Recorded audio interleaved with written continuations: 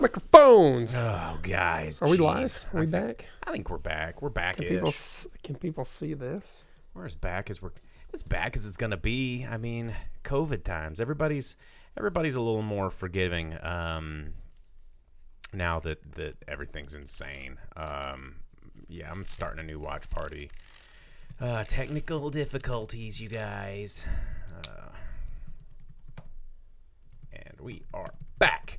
Okay, what were we talking about, Jake? What were we were talking about? We were talking about Dune. We're talking about and then Dune. we were getting ready to move on. I was talking about the trip to Greece. Yeah, so the new one. Yeah, IFC is doing another trip. And it's coming back. You're going to be able to check it out, hopefully on IFC pretty soon. But yeah, it's going to be one of those things that I'm going to look forward to because I love Steve Coogan and I love Rob Brydon, and I think that you should too. And if you haven't checked out those guys, I highly recommend checking out those guys. They're a lot of fun. So yeah, I'm looking forward to that one. Jake, you say words. Words. What are those old movies where it's like, say this, whatever, and then they just repeat that like a goon, It's pretty good. Man, I don't know about anything new that's coming out. I've kind of just quit paying attention a little bit because I know I'm not gonna probably get the chance to check it out. You heard that Ant-Man 3 is getting on track with a Rick and Morty writer. Which one? It's Justin Roiland? Jeff Loveness is getting on board with the MCU, which is just solidifying my belief in that all of the Marvel Cinematic movies, or Cinematic Universe movies, are going to eventually take the sort of formulaic approach that Thor Ragnarok had. Well, excuse me, not Thor Ragnarok, Guardians of the Galaxy. Because Guardians of the Galaxy begat Thor Ragnarok. Thor Ragnarok has Hulk had dick. has had its lasting effect on every other movie of the cinematic Marvel, whatever MC, LMNO, PP, QRS, pew. Like everything is bad. Mm-hmm. But yeah, it's I'm just tired. I'm tired. Yeah. Well, I think the Marvel movies will, if they don't fizzle out, I'll be really surprised because it's like, what do they have left? They don't have Cap or Iron Man, and they do the movies in a way, and the actors age in real time to the point where it's not as easy to just be like, oh, and they're back, like in a comic book, Yeah. So without the ability to do like a comic book and just bring a character back exactly the way they were beforehand, maybe with a slight costume change, it's kind of hard to draw that audience back in because you won't have Cap or Iron Man. More and more people realize that Captain Marvel wasn't everything that they initially touted it to be. It's just a failed nostalgia fest. And then what else you got? Nothing. You got Black Widow, but she's done too. She's dead. Dude, I know they didn't want to let go of Iron Man, but they couldn't. And that's why they want Spider-Man back so hard. But well, yeah, what are they going to... They're going to have Rescue? No one cares about Pepper Potts. No one wants that crap. No. Yeah, no. No, trust us. We know. And they're going to have Natalie Portman Thor. That got pushed back real hard. Yeah. Well, and they were going to do the Falcon and Bucky TV show. Falcon and Bucky. Hey, we're the two that you don't care about. Put us together and you care about us even less. Yeah, and they went straight to Falcon Cap. They were like, you know how the world really loved it when we made Bucky Captain America? Forget that. We just don't even want that.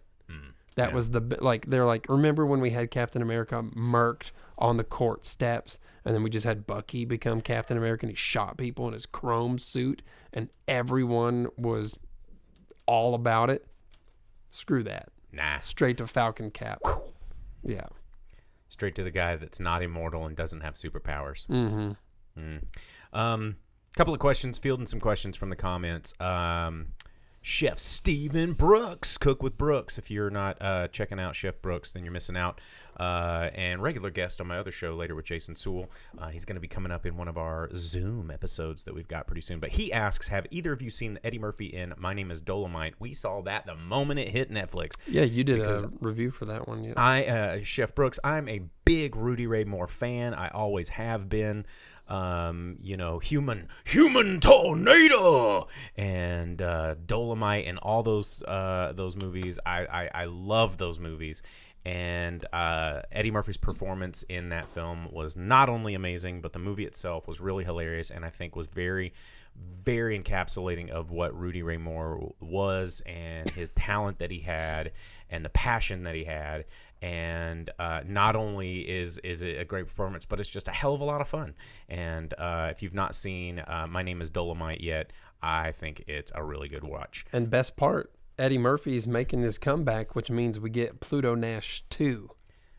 Pluto Nash. Yeah. Boom. And a Norbit sequel.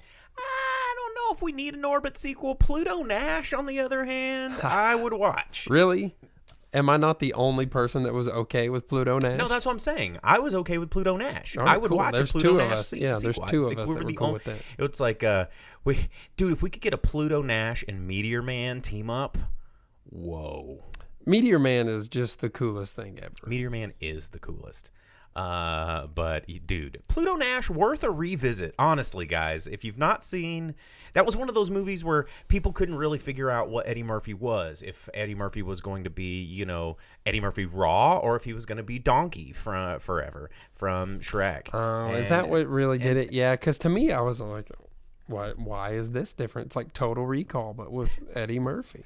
Vince says he's waiting for 2,000 words, and the movie 1,000 Words that Eddie Murphy was in, I saw that in the theater as well when it first came out, and it wasn't bad. It was in that period where Eddie Murphy just no one knew what to do with Eddie Murphy, and you cannot be a family household name and also be edgy and raunchy, because I mean, look what happened to That's Paul how he Rubens. became a family. It is, and you can always go one way, but it's hard to do both. You can't really do both. Once you ascend to a certain level, you can't be a day walker at the same time. Not everybody's Blade. Yeah, and, well, Bob Saget didn't care. He certainly didn't, but that's why Bob Saget could never do it again. He could never do it in the world of the internet, where everybody can come to a comedy show and have a cell phone and get a film clip of Bob Saget doing the Aristocrats joke. No one, and then but they know he does it. Only the people that know. That was the thing, and the people that were there were like cool with it, and it's like a secret inside club that people knew that Bob Saget was one of the filthiest stand-up comedians in history. But he's the one that did Half Baked. And he was like the coke addict, dude. I know, dude. Yeah. I love Bob Saget. Shout out to my boy Dave Calhoun. He says that he's still never seen Tiger King. Props. Neither have we. I still haven't watched it, even after the new episode came out. Yeah. Whatever, dude. Yeah. He says he's going to go watch Pluto Nash now. So we love you too, cool, Dave. yeah. Good on you. Let's see. Also in the comments, what did we say? Johnny Dalton says, I wish Sam Kinison would have lived long enough for that to happen to him. Agreed. Vince says, I rely on Bo to get my super nerdy bad movie jokes. There's a lot of them out there, and I generally tend to catch most of them, but forgive me, having 3 cameras in your face, 3 microphones, and the 2 internet platforms, Facebook and YouTube, staring down your face while you didn't write any notes or anything for prep. This is all like scribbles from. This is my note. This is like scribbles, and it's like and it you says, see me, and you Venmo? see me, Vince. Like this is just a piece of paper that I have for no reason. But anyway, this is why you tune into this show, is because we don't need notes. We don't need to prepare a whole lot. We just come and we just open up our minds to you guys.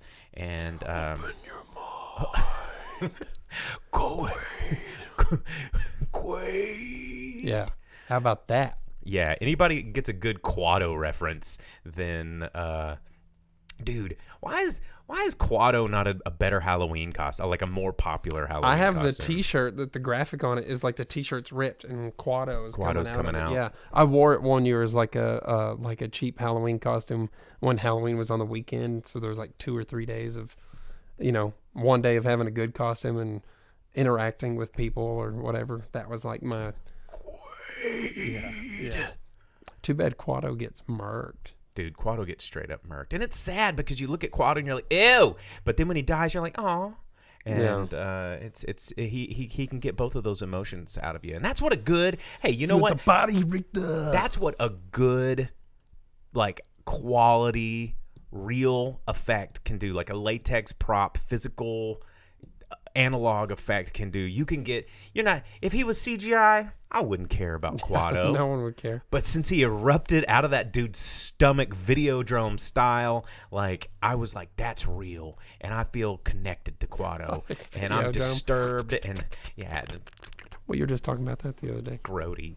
Cronenbergy. But anyway, man, yeah, so many sidetracks here. Johnny Dalton says, we're having a baby in August, so we can totally go as Quado for Halloween. You just need like a baby Bjorn, but it needs to be like a baby Quat. Isn't Videodrome the one that has the dude from Dune? Yeah.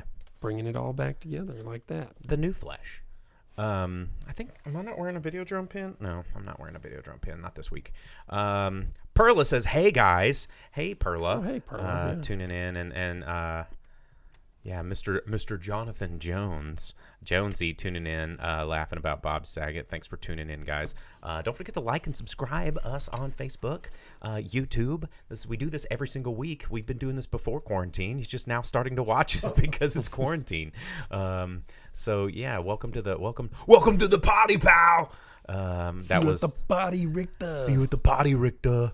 And then I've got now that it's the shoes on though. Now that it's the apocalypse, I've been carrying come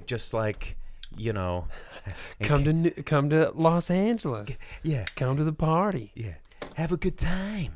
No, I get to it's, you never know when you're gonna need fire now in these days. Yeah, like when you're in the Nakatomi Plaza building, air ducts. Yeah, and you got to like jump down an air duct. And well, that reminds me, two things. This is what my paper's for. I'm gonna write a note about a Nakatomi comment. Plaza. No. Warn Nakatomi.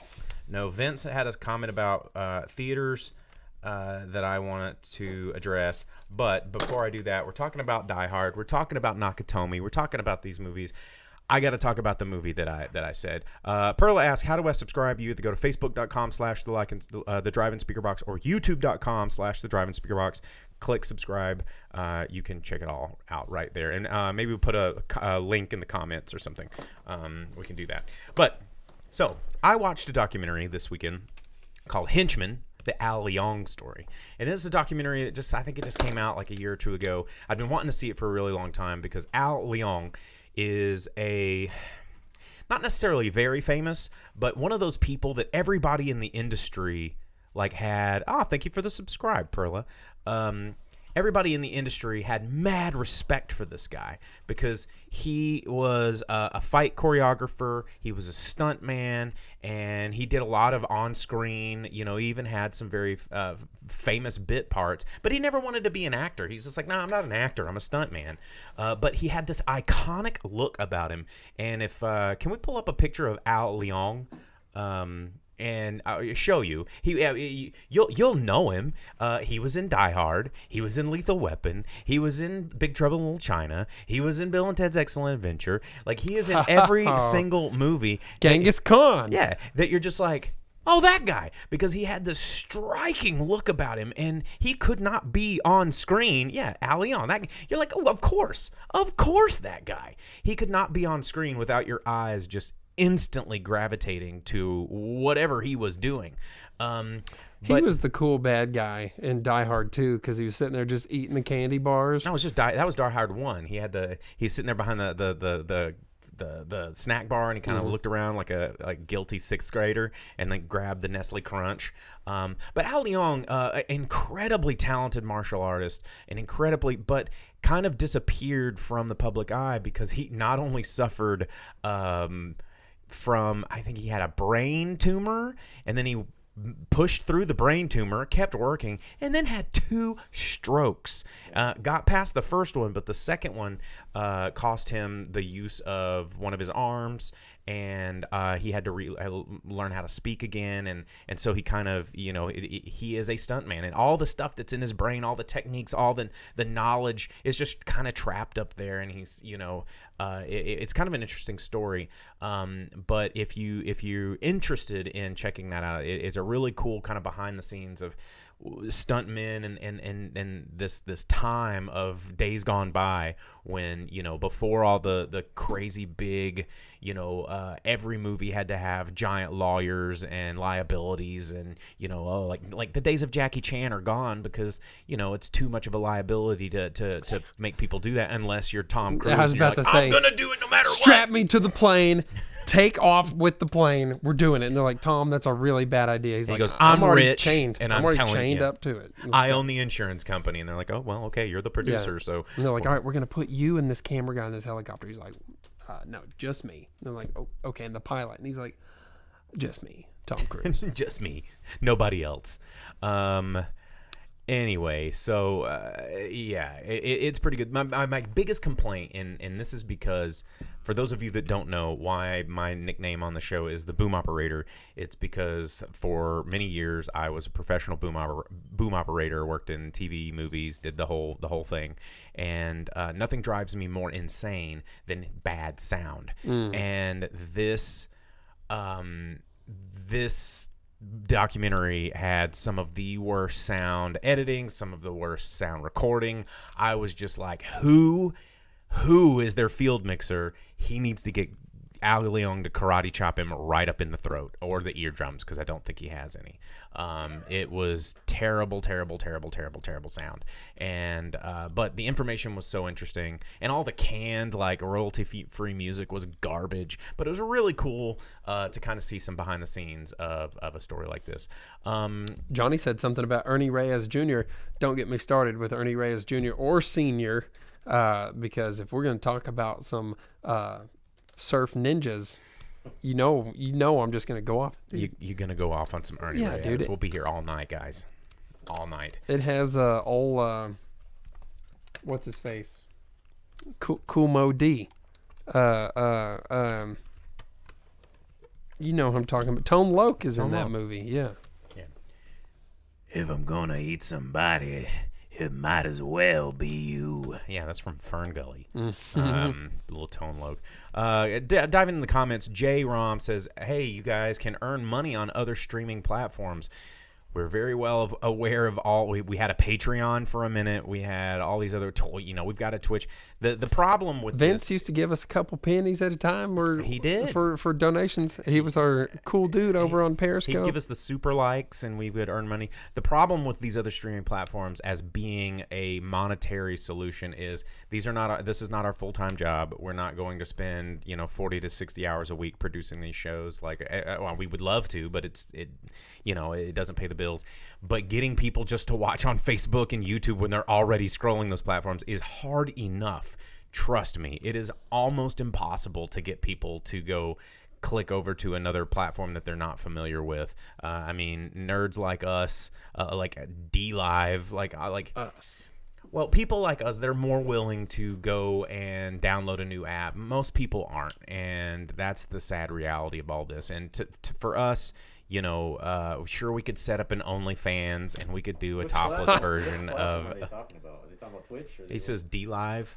Well, I guess he's gonna make an OnlyFans and be on there, but with his boom. Yeah.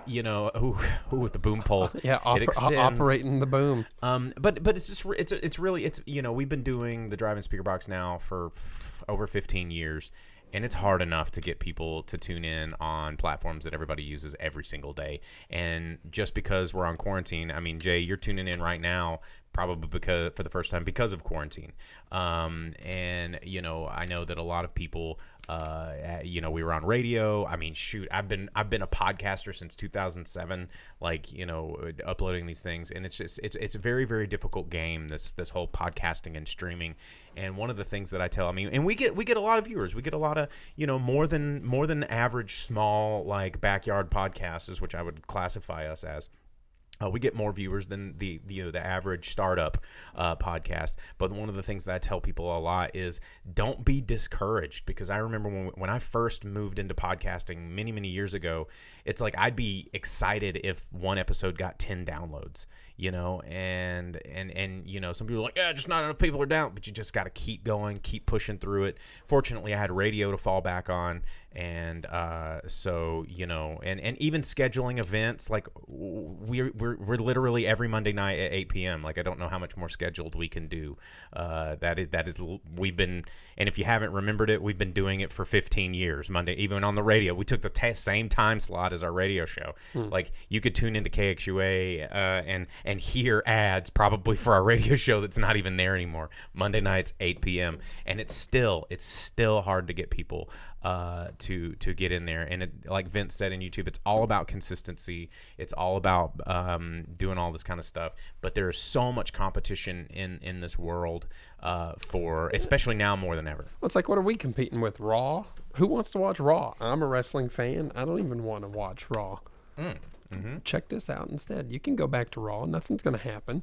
You're not going to miss anything that you won't be filled in about 20 times. So I think that's a good segue into the next thing. The thing that I took note about in the comments from Vince. McLean says he's going to be adding those back into automation soon. The old drive-in Speakerbox ads, those were really good. There's one where I'm Bill and Ted. There's one where we're doing a Gremlins thing. They were always really fun. But one of the things I wanted to mention, Vince in the comments earlier in the program, he was saying that people are out there saying like, oh, after COVID's over, after the pandemic kind of calms down, people are not going to want to go to the movies anymore. People are not going to want to go to theaters anymore. And, this is something that is a conversation really worth having, because, when I'm not doing this podcast, I own a business in the entertainment industry. It's a bar, and we rely 100% on atmosphere and experience. We have pinball machines. You can't curbside delivery pinball machines. We can't curbside delivery cocktails either, because it's against the law. So how do we pivot? How do we change our business model? And there are a lot of people that are concerned that after all this is said and done and people start emerging from their caves in June, July, or August, that they're all going to be so used to, not going and sitting in an AMC theater next to a stranger who's stuffing greasy popcorn in their mouth. Well, and honestly, hopefully you don't sit right next to somebody, but still, yeah. And Jay says, cool, yeah, Fayetteville Public Access. You know more about that than I do. I actually do, because I have a show on there. So I have Later with Jason Sewell. We film it there, and it is broadcast there every Saturday night, as well as on KNWA Fox 24. You can check out that show, Later with Jason Sewell. We're on there. So, trust me, I'm all over this crap. But anyway, so people getting back into the theaters. Theaters were already having a difficult time getting butts in seats, and that's what we've talked about is the rule, getting butts in seats. And I think the entertainment hospitality industry as a whole is poised for a really big mountain to climb, because the problem is not just this virus. And once we're done with this virus, the problem isn't, sure, the people that work in an insurance claim agency that are working from home because of social distance, everything's going to be back to normal for them. But for people that what we sell as a product is the opposite of social distance. We sell social engagement and social closeness and social connection. And it's very, very it's a very interesting thing to think about. Like, are people going to be ready for this? Like, what is the sort of fallout for people to get comfortable again with going out and doing these things? Because even if we make it to we're open again, it doesn't mean that money's just going to start flying in the door. It means that, okay, we got past this really, really difficult time, and now we're going to go into a really, really slow time, but the bills have stayed the same. And that's when you start seeing a lot of these businesses already deciding not to open up shop again, because they're seeing dates like, June and July, and they're like, there's no way. I mean, we might as well just file bankruptcy now, take what money we do have and run, rather than, hemorrhage the last bit of their operating capital on a business that when it opens, no one's going to be there. So it's very scary. And when you hear people on the internet that are owners of these businesses and people that work in this industry, and they're terrified. Don't like saying we're all in this together is the new thoughts and prayers. Because fuck you. Like, you know what? Yes, we're all in this together. So act like it. And, you have to put your money where your mouth is. You can't just be like, we're all in this together. Meanwhile, I'm going to make all my resources not leave my front door. And, I've even been in meetings. I've been in city meetings. I've been in conference calls with other people. And, businesses that are not really being affected as hard as the hospitality industry are being like, well, you should have had a business model that's easier to pivot. You should have made app developments, dummy. And it's like, well, okay, where did you have your company corporate meeting last Thursday? Where did you have your Christmas party, you son of a bitch? Like, these are all, let me look at your let me look at your art that's hanging in your living room, or all the stuff that you experience at day to day, or when a client comes in, where do you take them? You don't take them to your living room. You take them out to the really nice restaurant with the really cool bartender that you like. These are essential to your business too, and you need to start understanding that. And everybody needs to start understanding that we're totally connected. So shit, I gotta step off the soapbox because we gotta talk about movies. You know what? We could totally just play that right into Ip Man 4, because that's actually what that whole movie's about, bro. Is it? Yeah. It's about Ip Man traveling to San Francisco, Chinatown, and trying to find a place for his son to go to school because he's causing trouble in China. And all of their motto there is like one China for all, or like all Chinese people should help each other and stuff like that. And then none of them do until Ip Man starts beating up a bunch of buttholes. And then everyone's like, oh, maybe we should be in this together now, because all of them are sitting there with broken faces and arms and the nutsack kicked inside out. And Ip Man just rolls in. He's like, I ain't having none of this. And yeah, he like bop, bop, bop, bop, bop, beats on people. So part 4. Yeah. Like how departured are we now from the Ip Man legend? From real life? Yeah. Very. Yeah. Is it in space yet? No, just San Francisco. Okay. But you know what? That still being as far away from history as it possibly can be, it's not bad. It's an okay movie, but if you're talking about bad sound, the only way I could find to watch the movie was overdubbed. Really? You watched a dubbed? It was my only choice, and I'd already paid money for it. Oh man. Oh. Because in the trailer it had full original audio. And then when you download and watch the movie, no longer original audio, overdubbed. Even Donnie Yen, when he would speak English, was not his English voice. Like those old Jackie Chan movies. That's a disaster. Where you can see him speaking English and it's not his voice still. That breaks my heart. Yeah, so if you watch it, try to find it in the original audio. Don't watch it in the English. It's very bad. But the movie itself, all the action that you would expect from an Ip Man movie is there, even if it is kind of just a repeat of the first movie, in the sense that there's all these Chinese masters and they all fight each other and don't get along until all of a sudden karate guys come in and they got to fight them, and Ip Man shows them what's up. That's what Ip Man do. Mm-hmm. He the man. Yeah. But yeah, they're all like one Chinese for all, and then they want to do anything but that until Ip Man brings them together. So where did you check this out? Like what I ended up renting it on my Xbox because, if you want to talk about movies and having to watch movies at home, right now Microsoft has on sale, at least as far as the rest of this evening and into tomorrow morning would go. They have Dolby Atmos. You can... I thought it was just a free trial. No. Because I looked into it and it was like, you can start your 7-day free trial. No, no. You can buy the license to have Dolby Atmos run on any of your Microsoft platforms. It's up to 10 devices. It works on Windows 10. But do you have Dolby Atmos speakers at home? No, but they kind of go into it. You get it through the Dolby app, and you just pay for the Atmos license, and it's as close to Atmos as you can have without having, like the full speakers. So if you have like a 5.1, 7.1 surround system, it will make it I was at big box retailer. I was at Sam's Club. I'm not getting paid for any of this. Yeah. I was at Sam's Club and the other day, and they had an Atmos ready deal that was at $180 off, and I was like, oh, if I'm gonna be trapped at home, yeah, like a sound system. Yeah, and it was like an Atmos compatible like 7.1 home sound system, and I was like, man. Well, see, but I'm also poor right now, so I was like, I can't do this. Well, good news. The whole Atmos license that you buy right now is only $12, and you can use it on 10 things. It works with any stereo headset that you can use with your computer or your Xbox, which I have the Xbox stereo headset, and it turns it from being 5 or 7 channel to being like a full surround Atmos. They have previews. It's pretty sick.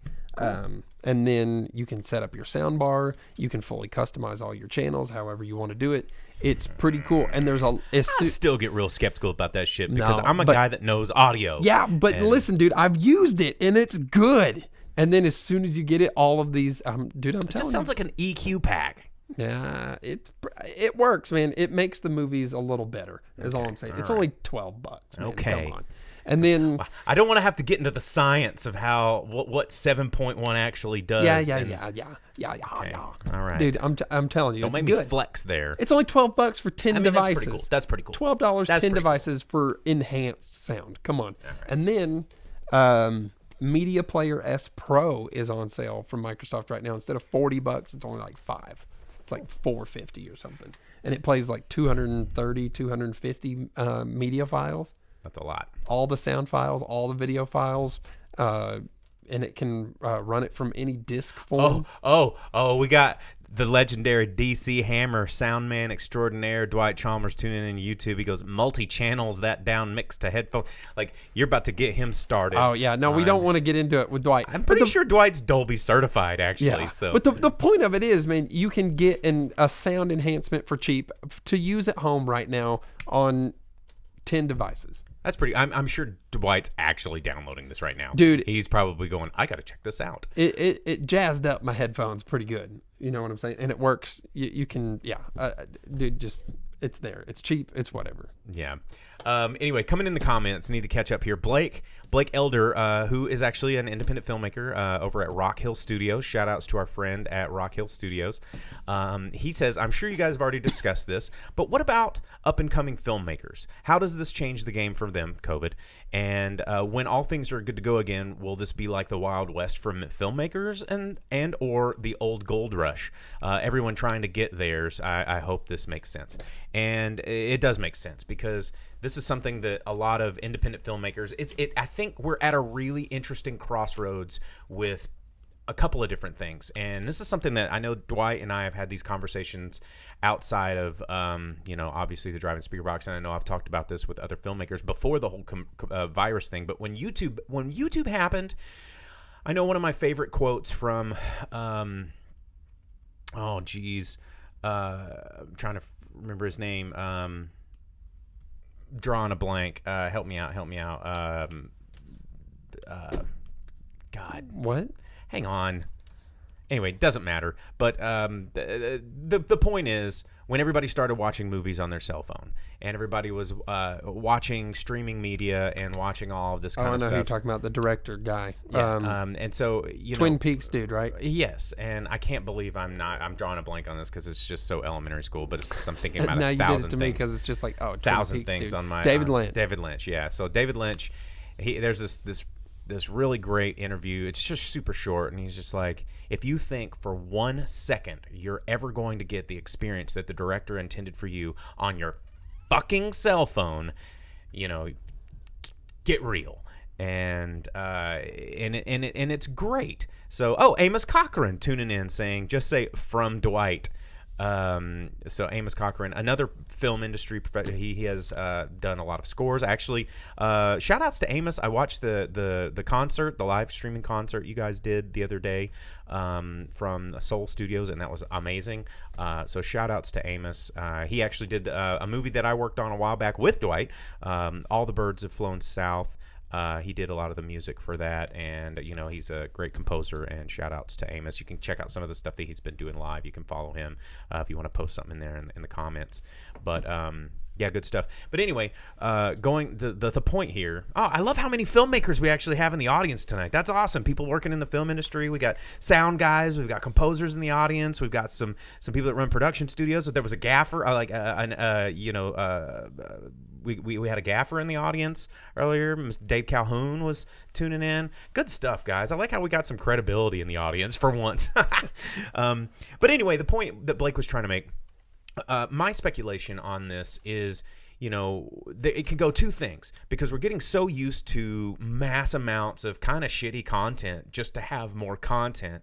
And then right now we're running out of content. So, I think that there's going to be a bit of a gold rush for independent filmmakers. I don't think that the budgets are going to be there. I mean, that's still probably going to be really hard for a lot of independent filmmakers, but let's be real, the budgets were never there to start with. And I think people are going to be a little bit more apprehensive about investing in indie films.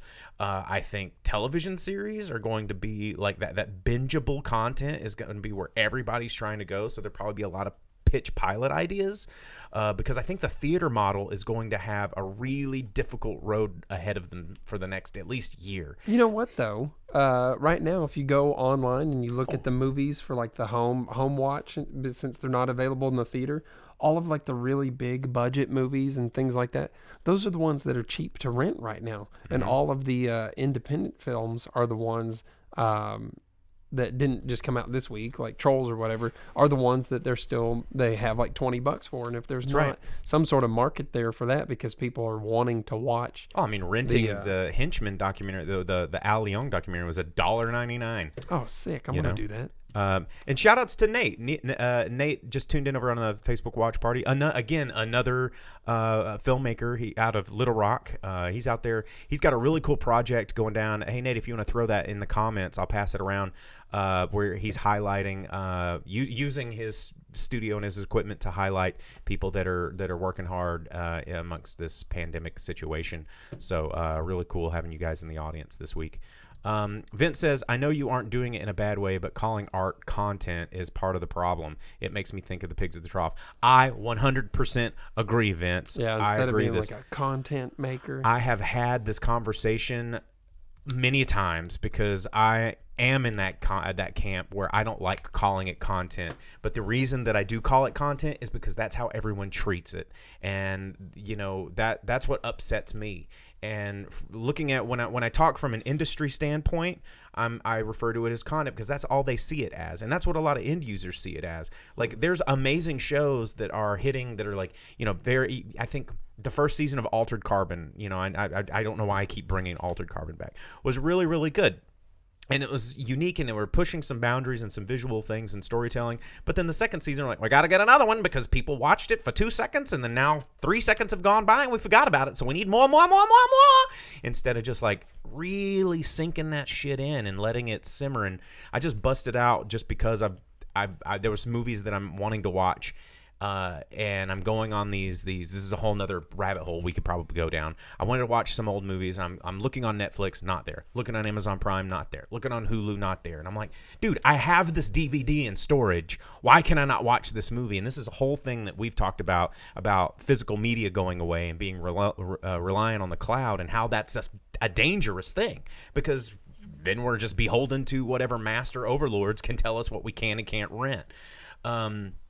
But, all of this stuff they treat as content because the proverbial audience, we get bored so quick. We don't want to just watch a movie and sit there and let it simmer and digest and talk about it with our friends. And, fandom has become a thing of the past unless it's like for something that has hours and hours and hours and hours of movies. Like, people are fanatic about Star Wars, but there's like a ton of movies. Then they're fanatic about Marvel Cinematic Universe because there's tons of movies. But remember when people used to be really big fans about something that only had like 1 or 2 movies?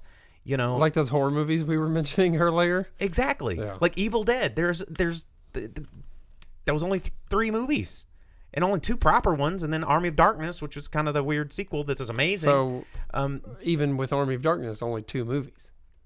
Yeah. You know, so The first. Evil Dead 2, and then Army of Darkness, and then they did the TV show, and now it's starting to become content. But the fan base was already there, and you know, Real fans would watch Bubba Hotep instead. Don't watch Bubba Hotep. What are you talking about, Bubba Hotep? It's All they about do is talk about a pimple on a dick for like the entire movie. well, they not just pimple dicks. It's a on booty boil, holes. a boil on his wiener like the entire movie. Well, I mean, it's about an evil mummy that comes around and sucks the souls out of old people's booty holes. Okay, and it's Right. far less about that than it is the sore on his penis. Hey, man, Bubba Hotep's pretty fun. I don't know what you're talking about. Watch it, and you'll see which one of us is telling you the truth. It's me. It's always No. me. Yeah, right, man. Hey, how good is Fast and the Furious? Oh, dude. That's exactly. I, ladies and gentlemen of the jury, I rest my case. Bruh, have you ever watched friggin' Fast and Furious? We're not going there right now. You did this. No, you we're did not going this. there. We're not going there right now. What does your shirt say?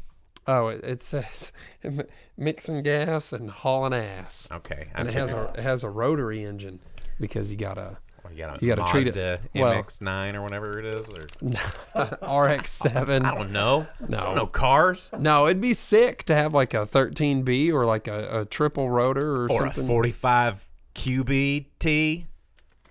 Dude, you got one of those? Man, they're fast, dude. Well, no, but a rotary, you got to kind of treat it like a two-stroke. That's why I got these oil bottles and stuff. Hey, you got to stroke it twice. No, you got to have premix in there to You got to take care of your pre-mix Dorito. before you stroke it twice. No, dude, you got a Dorito and it's just always going. You got to pre-mix your Doritos before you stroke it twice. If you stroke it too fast and too furious, then Too fast you'll have a for you. blowout. What are we talking about? Anyway, let's talk more about movies. Did you watch another movie? Let's talk about. Let's did. get back on track, guys. I watched the Jesus Rolls. Tell us about the How about Jesus that? Rolls. New. You can watch it streaming too. It's only a couple bucks. Man, you know what? Unfortunately, there's not really a lot to tell you about the Jesus Rolls. That's kind of what I've heard. It's like a 5-minute short film that stretched to an hour and 20. Oof. You do get the background story for 2 seconds. There's like a retro clip that it shows of why the Jesus is a chomo dude. You know, it's like Chomo. yeah, because that's what Walter tells him. He's like, he's a chomo dude. That's what he tells the dude about the Jesus as he's greasing the ball. You know what I'm saying? Yeah. And so that was a misunderstanding. But then the rest of the movie is just nothing but weird sexual and criminal exploits that all are just the same thing over and over again. Steal a car, bang this French chick. Steal another car, bang the French chick. Steal a car, try to bang your buddy. He says no, bang the French chick. Steal another car. At least it has consistency. Yeah, but that's the whole movie, man. I wanted so much from it because it's like in the Big Lebowski, you're like, oh, dude, the Jesus. He's like, no one fucks with the Jesus, and he's like this character that doesn't get as much screen time as I guess you would want him to have because while he's creepy and obviously it's not hard a good not to dude. want more Totoro, you know? Yeah, what I'm yeah. saying? John Turturro's great, and he wrote, directed, starred in this movie. It was based on some book, so I don't know how much of it was really the point of that character and how much of it was he found a book that fit with what he wanted to do with that character. But yeah, unfortunately for the most part, it could have been very, very much more condensed. And it's kind of like a on the road movie, but at the same time, they just stay in like these like 2 little towns in New York, you know, like, and they don't really move out of that. So it's fine if you really want to expand out there into the Lebowski verse, or whatever. The Lebowski verse. But it's not going to be what you want it to be. It isn't. So it's no Barton Fink, which is one of my favorite John Turturro movies. Coen Brothers, I believe. Yeah, it's no Adam Sandler Mr. Deeds remake. What? He was the butler. He was I know, into feet. but why are we talking about the Because he's very, very sneaky, sir. You know what I'm talking about. I know exactly what you're talking about. And that was a very, very sneaky reference that he just threw in there. Yeah, because that was like the Like, he's been in so many really good movies, and he's like such a great actor. And you're like, what about the one where he's a creepy butler that's into feet? Let's see. Coming in the comments here, Perla asks, how do you guys feel about the amount of people that complain that were bummed about Parasite? I'm not quite sure where this comment's going. Hang on. It says, how do you guys feel about being pissed about the movie Parasite being complained or bummed about? I'm gonna come back to that one. I'm not quite sure. We loved Parasite. I saw it in the theaters. It's the first time that it came out. And you can watch it now. It's on Amazon Prime, isn't it? It's out there, and it's a fantastic film. Yeah. I tried to get people to go see it. The first time it was in theaters, and then people didn't listen to me, and then it won an Academy Award or all of them, and then everyone's like, "How do we go see it?" And I was like, "Ah!" And then it came back out again, and then they didn't go see it because they're like, "Wait, it's not in English." Gah! If we're telling people what they can watch at home. And if you watch Parasite and you find all of a sudden that watching a film that's in Korean does not bother you, you should watch the My Wife is a Gangster series because they're really good. They're like action, comedy, romance or whatever, all those things that people like. It just makes me think of Kung Fu Hustle with all the grannies with the chops. Watch Kung Fu Hustle. Watch Kung Fu Hustle. If you find out that watching a movie in any language doesn't bother you, then maybe you'll find out that Cantonese is okay, and you'll watch some Stephen Chow. Dude, Stephen Chow marathon. Do it. That's what we need to do. Yeah, you can watch From Beijing with Love. You can watch that one where he plays snooker. And the chef. Yeah, God of Cookery, the best one ever. Oh, dude, or $100,000 man or whatever is it also where he turns into a toilet. That one's pretty dope. You can watch Tricky Brains. Oh, Tricky Brains. Tricky Brains is good. It was on Netflix for a really long time. What? I missed it? Oh. God of Cookery was on Netflix for a long time. God of Cookery rules. And now that it's not, you can't find it. The only way to have it is on physical media. And it's on a hard drive somewhere. I have it on a hard drive and a disc, and I can't God of find Cookery? it. I think that's where I was going. Brains. Going back full circle to the physical media thing. Well, that's I what busted we were out about. a lot of my old DVDs. I got those VCDs imported yeah. from Southeast Asia, dude. That's how I was watching all my Stephen Chow movies. I've got, I lost a lot I had apartment fire last year, at the late last year, and lost a lot of them, but I busted out the remainder of my catalog that survived, and I was like, dude, all these movies that are out of print that you can't get anywhere, it's like contraband.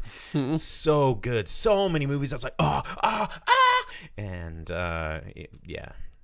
Not those movies. You know what I'm saying? Anyway, yeah. Let's see. Vince says, I had so many conversations with people that said they refused to watch subtitles. I wanted to kick so many people in the balls.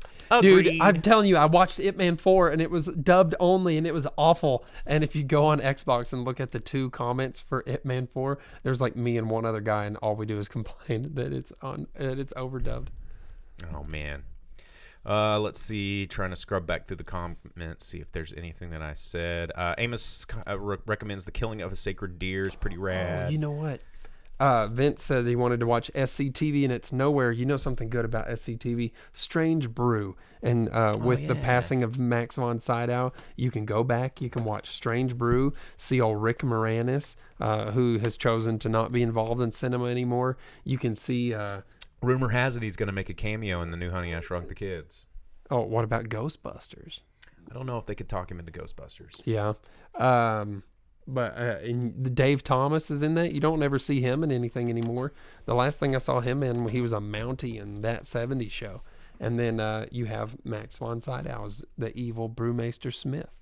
Oh, man. Strange Brew. That's a good one. It's very good, yeah.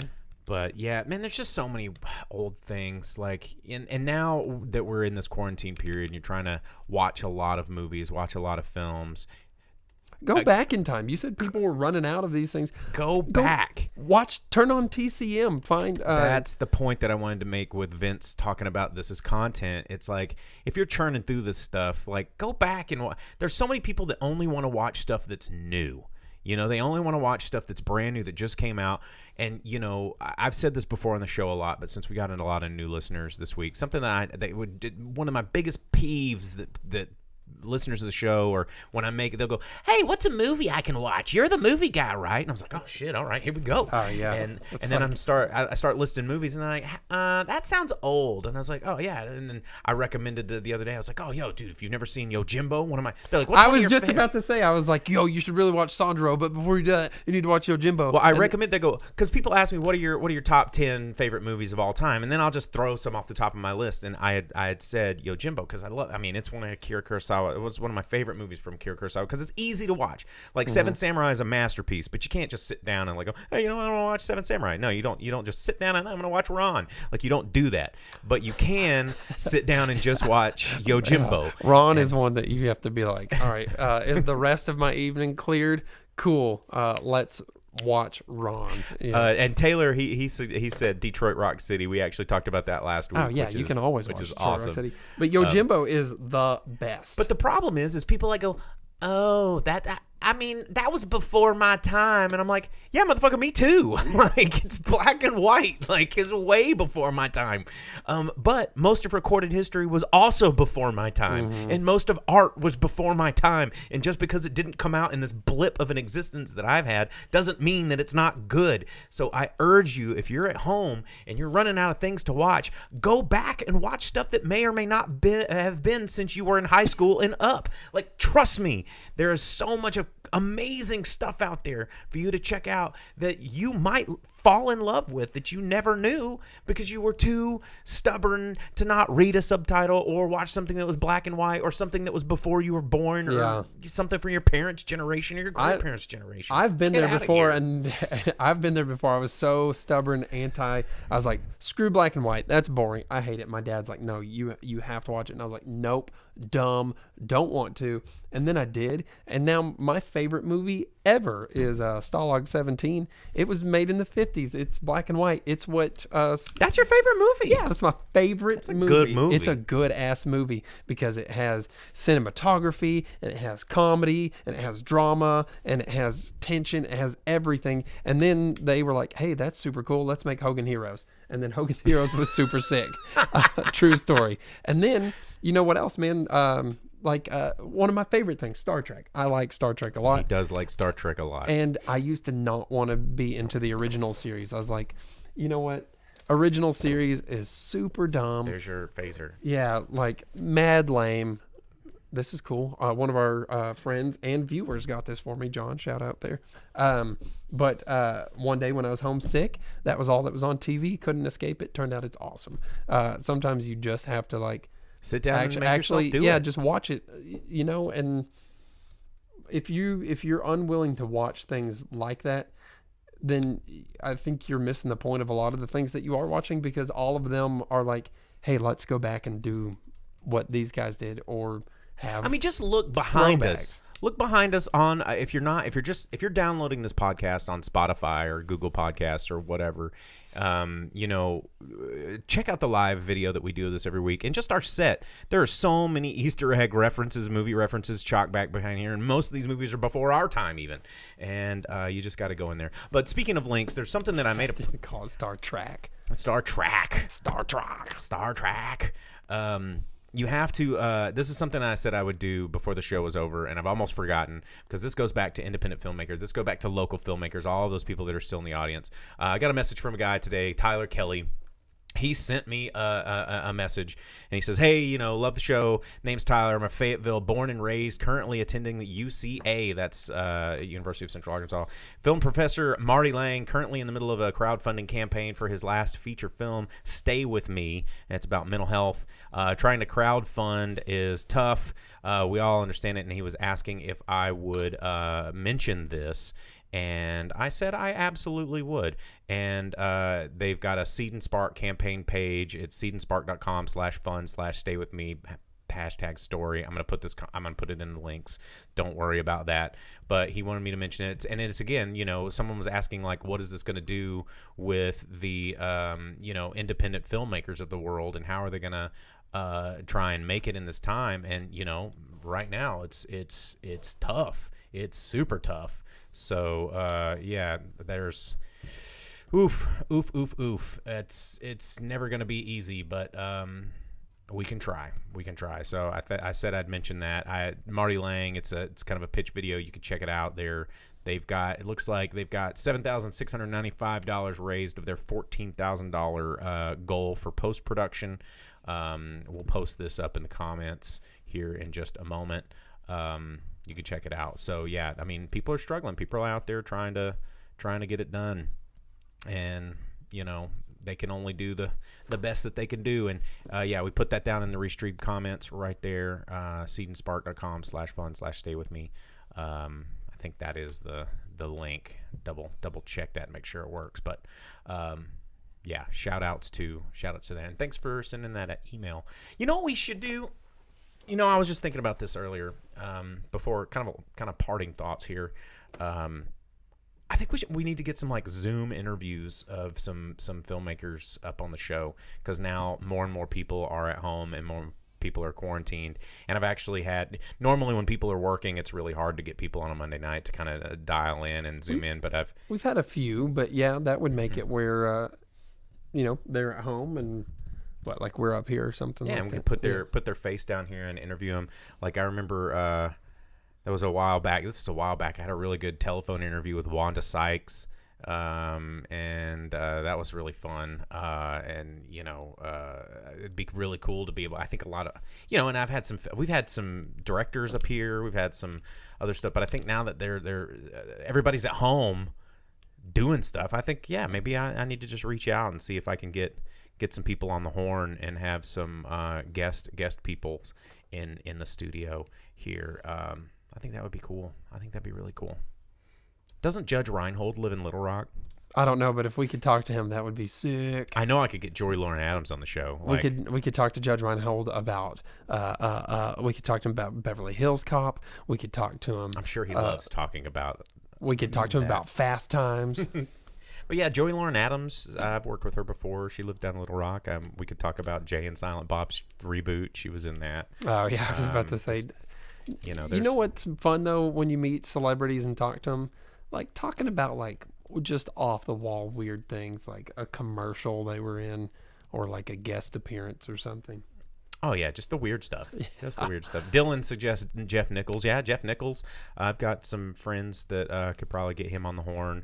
There's a lot of Arkansas talent that has gone on that we could probably get on the show. I just need to pursue it and actually just get on the phone and do it. You got Arkansas talent sitting right here, bud. Boom.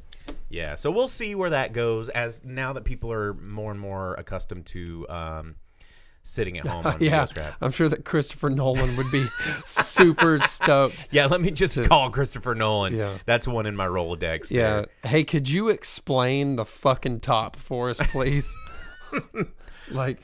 And he was just like, I was hoping you guys could explain it for me. Oh man. But yeah, we're trying to come up with some fun ways to keep things interesting and keep things unique, and stay ahead of this thing, because we know you guys are all sitting there starved for content. And dude, honestly, if we talk to Christopher Nolan, I'd only want to know things about Ken Watanabe and like working with him and what he's like and stuff like that. I want Ken Watanabe to be my best friend, forever. Yeah, you could talk to him about Bion the Assassin. Dude, that's one you should check out while you're sitting at home. Homie. Yeah, there's so many. Or you can just watch The Last Samurai, where he's like the coolest dude. Hey, The Last Samurai is a lot of people see Tom Cruise on the cover of that and they poo-poo that movie immediately, but they are wrong. Because they're like, oh, why is this dude The Last Samurai and he's a Tom Cruise-y face man? I'm like, well, fun fact. Fun fact, he's based on a real-ass dude. Yeah, Ken Watanabe's character and Tom Cruise's character are both based on real dudes who just happen to live a little bit further apart than at the same time. But yeah, both real dudes. There was a white samurai. He was English. His name was William. So you can look up William the Samurai and find out all about him. Boom. How about that? There you go. He was friends with the shogun, was allowed to become a samurai, had a sword, and was permitted to take a wife. Yes, he was. It was funny. Like when I think at this time we were both working, before we were really good friends, and we were both working on our Asian history degrees, which is so cool weird boys. that we both have those.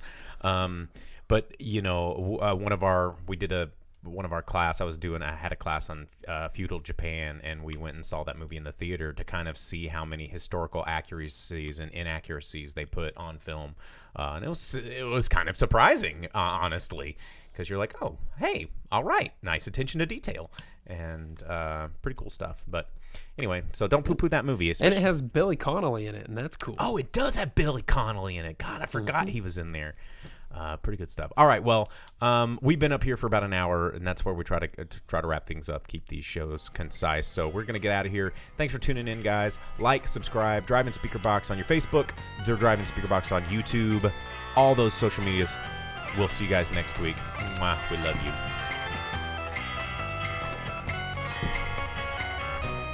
Yeah, Billy Connolly's.